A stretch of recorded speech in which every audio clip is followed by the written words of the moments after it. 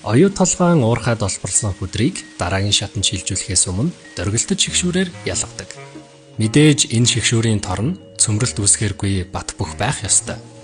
Тэгвэл үнийг хэрхэн хийдэг вэ?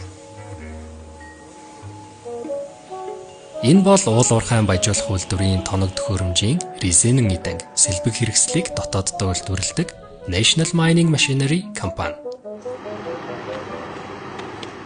Хагас боловсруулсан кавчукийг захиалагчийн шаардлага, загвар, дизайны дагуу эцсийн бүтээгдэхүүн болгон гаргадаг. Ингийн тулд эхлээд тэд захиалагчийн талбай дээр 3D сканераар хэмжилт хийн. Энэхүү мэдээлэл дээр үндэслэн зураг төслийг гаргаж хэмжээг нарийн тооцоолдог. Дөргөлтөд шигшүүрийн нэг ширхэг торыг үйлдвэрлэхэд дунджаар 40-50 минут зарцуулна. Үйлдвэрлэлийн процессд гар ажиллагаа ихээхэн ордог учраас ажилчид резинэн бүтээгдэхүүн үйлдвэрлэлээр мэргэшсэн байдаг. Гол материал болох резинэ боловсруулахаас үйлдвэрлэлийн явц эхэлнэ. Түүхийд буюу кавчук бэлтгэн резин боловсруулах нухагч машинд орж холигдоно. Холигдсон резин элдэгч машинд орж доторх агаарыг гаргана.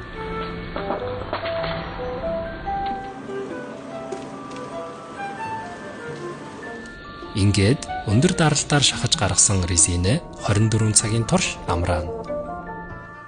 Үүний дараа лабораторид резиний хатуулаг, суналт, элэгдэл зэрэг 6 төрлийн стандартын дагуу чанарыг нь нарийн шалгана. Бэлдсэн резинийг хэвэнд цутгаж, өндөр даралттай халуун бигнүр машинд жигнэж гаргаад бүрэн боловсруулалтад оруулдаг.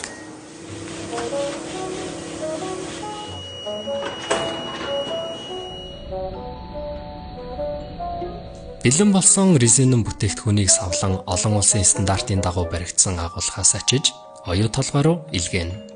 Өмнө нь оюу толгойн ханган нийлүүлэлт голдуу хөдөлмөр хамгааллын хувцас хэрэглэлээр хязгаарлагддаг байсан бол өнөөдөр бид олборлолтын үндсэн процесст ашиглагддаг өндөр технологийн тоног төхөөрөмжийг эх орондоо үйлдвэрлэж байна.